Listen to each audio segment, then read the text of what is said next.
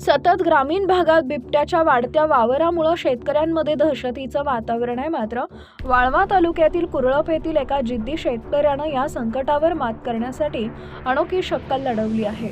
कुरळप येथील शेतकरी सुधीर चव्हाण यांची मळ्यामध्ये वस्ती आहे।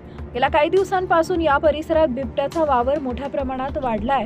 त्यामुळे अत्यंत कमी खर्चात व टाकाऊ वस्तूपासून बनवलेले हे सुरक्षा यंत्र कुरळपमधील शेतकऱ्यांसाठी आकर्षणाचं केंद्र ठरलं आहे।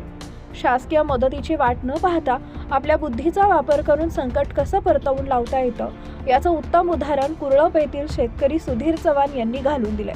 त्यांच्या या अनोख्या कल्पवृत्तीचं सर्वच स्तरातून दखल घेतली जात आहे। रात्रीच्या वेळी बिबट्या थेट वस्तीवरील जनावरांच्या शेडपर्यंत येत असल्यानं जनावरांच्या शिकारीची भीती निर्माण झाली होती। वन विभागाकडे दाद मागण्यासोबतच स्वतःच्या पातळीवर काहीतरी करणं गरजेचं होतं। हाच विचार करून स्वदेशी अलाराम, बिबट्या किंवा इतर वन्यप्राणी आवाजाला घाबरतात हे ओळखून चव्हाण यांनी एक शक्कल लढवली। त्यांनी झाडाच्या फांद्यावर बियरच्या रिकाम्या बाटल्या सुतळीनं टांगल्या।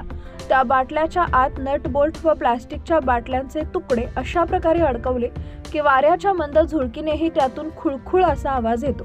काचेवर धातू आदळल्यानं निर्माण होणारा हा आवाज रात्रभर सुरू राहतो। या प्रयोगाचा फायदा असा झाला की रात्रीच्या शांततेत या बाटल्यांचा सतत आवाज येत राहिल्यानं बिबट्याला तिथं माणसांची चाहूल किंवा काहीतरी हालचाल असल्याचा भास होतो। परिणामी बिबट्याने या शेडच्या परिसराकडे फिरकणं बंद केलंय।